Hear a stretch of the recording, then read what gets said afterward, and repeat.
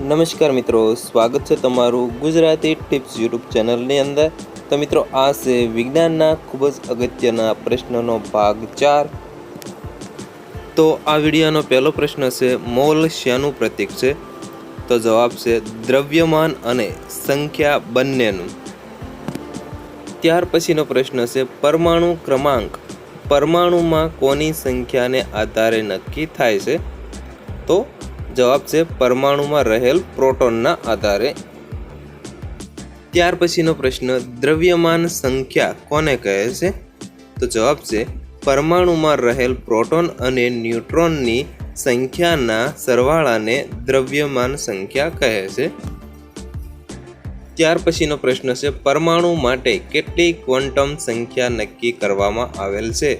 તો જવાબ છે 4। ત્યાર પછીનો પ્રશ્ન, કોઈ પણ પરમાણુમાં તેમાં રહેલ કોઈ પણ 2 ઇલેક્ટ્રોન માટે ક્વોન્ટમ સંખ્યા સમાન હોતી નથી। આ કયા સિદ્ધાંત તરીકે ઓળખાય છે? તો જવાબ છે પાઉલીના સિદ્ધાંત તરીકે ઓળખાય છે। ત્યાર પછીનો પ્રશ્ન, સમાન પરમાણુ ક્રમાંક અને ભિન્ન પરમાણુ દ્રવ્યમાન ધરાવતા પરમાણુઓને એકબીજાના શું કહે છે? તો જવાબ છે એકબીજાના સમસ્થાનિકો કહે છે। ત્યાર પછીનો પ્રશ્ન છે, કયા બીજનો ફેલાવો પવન દ્વારા થાય છે? તો જવાબ છે આંકડાના બીજનો। ત્યારબાદ કયા બીજનો ફેલાવો પાણી દ્વારા થાય છે? તો જવાબ છે રજકાના બીજનો ફેલાવો પાણી દ્વારા થાય છે। ત્યાર પછીનો પ્રશ્ન છે, કયા બીજનો ફેલાવો પ્રાણી દ્વારા થાય છે? તો જવાબ છે ગાડરડું। ત્યાર પછીનો પ્રશ્ન છે, કયા બીજનો ફેલાવો ગુરુત્વાકર્ષણ બળ દ્વારા ફેલાય છે? તો જવાબ છે બારમાસી। ત્યાર પછીનો પ્રશ્ન છે, નબળું પ્રકાંડ ધરાવતી વનસ્પતિ શું છે અથવા તો કઈ છે? તો જવાબ છે વેલા। ત્યાર પછીનો પ્રશ્ન છે, કયો છોડ પ્રમાણમાં લાંબુ આયુષ્ય ધરાવે છે? તો જવાબ છે તલનો છોડ। ત્યાર પછીનો પ્રશ્ન છે, કઈ વનસ્પતિનું ઘણું લાંબુ આયુષ્ય હોય છે? તો જવાબ છે વડ। ત્યાર પછીનો પ્રશ્ન છે, કઈ વનસ્પતિ સોટીમય મૂળ ધરાવે છે? તો જવાબ છે આંબો। ત્યાર પછીનો પ્રશ્ન છે, કઈ વનસ્પતિનો ઔષધ તરીકે ઉપયોગ થાય છે? તો જવાબ છે અરડુસી। ત્યાર પછીનો પ્રશ્ન છે, કઈ વનસ્પતિ તંતુમય મૂળ ધરાવે છે? તો જવાબ છે જુવાર। ત્યાર પછીનો પ્રશ્ન છે, પાણીમાંથી વરાળ બનવાની પ્રક્રિયાને શું કહે છે? તો જવાબ છે બાષ્પીભવન।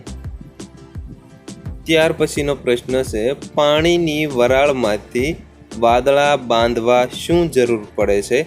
તો જવાબ છે ધૂળ અને રજની જરૂર પડે છે। ત્યાર પછીનો પ્રશ્ન છે, પાણીના વાયુ સ્વરૂપને શું કહે છે? તો જવાબ છે વરાળ। ત્યાર પછીનો પ્રશ્ન છે, પાણીમાંથી વરાળ બનવાની પ્રક્રિયાને શું કહે છે? તો જવાબ છે ઠારણ। ત્યાર પછીનો પ્રશ્ન છે, રિચાર્જ પદ્ધતિથી શેનું સ્તર ઊંચું લાવી શકાય છે? તો જવાબ છે કૂવાનું સ્તર ઊંચું લાવી શકાય છે। ત્યાર પછીનો પ્રશ્ન છે, ઠારણ પ્રક્રિયા બીજા કયા નામે ઓળખવામાં આવે છે? તો જવાબ છે ઘનીભવન। ત્યાર પછીનો પ્રશ્ન છે, પાણીનો મુખ્ય સ્ત્રોત કયો છે? તો જવાબ છે વરસાદ।